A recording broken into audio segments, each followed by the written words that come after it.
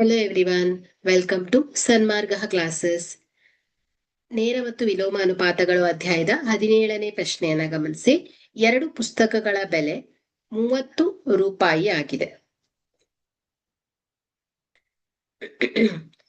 ಈ ರೀತಿಯ 3 ಪುಸ್ತಕಗಳ ಬೆಲೆಯನ್ನ ಕಂಡುಹಿಡಿಯಿರಿ. ಓಕೆ, ಸೊ ಇಲ್ಲಿ ಮೊದಲನೇದಾಗಿ 2 ಪುಸ್ತಕಗಳ ಬೆಲೆಯನ್ನ ಕೊಟ್ಟಿದ್ದಾರೆ. So 2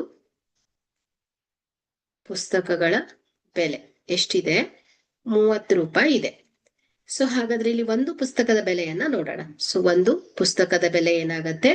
30 divided by 2. ಸೊ 2 ಬಂದ್ಲೆ 2 15 ಅಂದ್ರೆ ಏನಾಯ್ತು? 15 ರೂಪಾಯಿ ಆಯ್ತು ಒಂದು ಪುಸ್ತಕದ ಬೆಲೆ. ಸೊ ಈಗ 3 ಪುಸ್ತಕಗಳ ಒಟ್ಟು ಬೆಲೆ ಏನಾಗತ್ತೆ ಹೇಳಿ?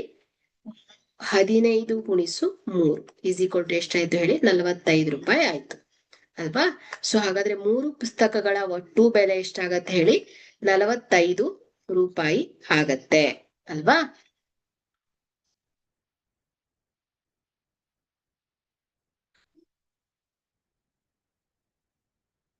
ಸೊ ಹಾಗಾದ್ರೆ ಇಲ್ಲಿ 3 ಪುಸ್ತಕಗಳ ಒಟ್ಟು ಬೆಲೆ ಏನಾಗತ್ತೆ ಹೇಳಿ? 45 ರೂಪಾಯಿ ಆಗಿದೆ.